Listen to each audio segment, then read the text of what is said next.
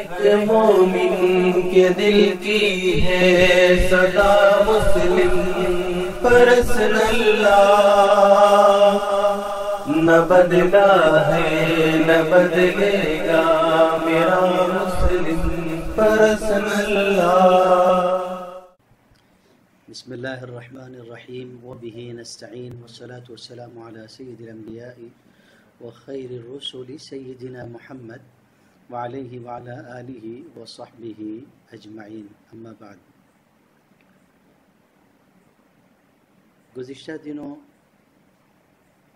طلاق کے سلسلے میں ملک کی فضا متاثر کی گئی اور اس سلسلے میں معاملہ کورٹ تک گیا اور وہاں سے جو فیصلہ آیا ہے اس سے آپ سب واقف ہیں۔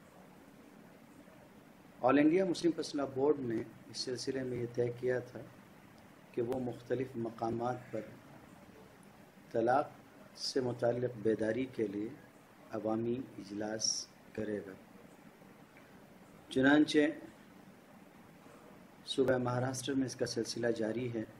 مختلف مقامات پر خصوصاً مراٹھواڑہ میں اجلاس ہو رہے ہیں اور اس سلسلے کا مرکزی اجلاس انشاءاللہ 20 اکتوبر کو پربھنی میں عیدگاہ میدان پر ہوگا۔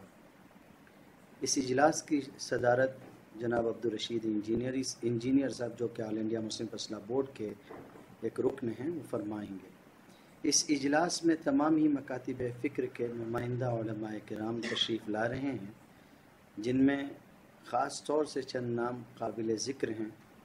حضرت مولانا خلیل الرحمن سجاد نعمانی صاحب دامت برکاتہم، اسی طرح بورڈ کے سیکریٹری حضرت مولانا محمد عمرین محفوظ رحمانی صاحب دامت برکاتہم، اور ڈاکٹر یاسین عثمانی بدایونی صاحب، اور اسی طرح ڈاکٹر جاوید مکرم صاحب اور مولانا شمس الدین سلفی صاحب۔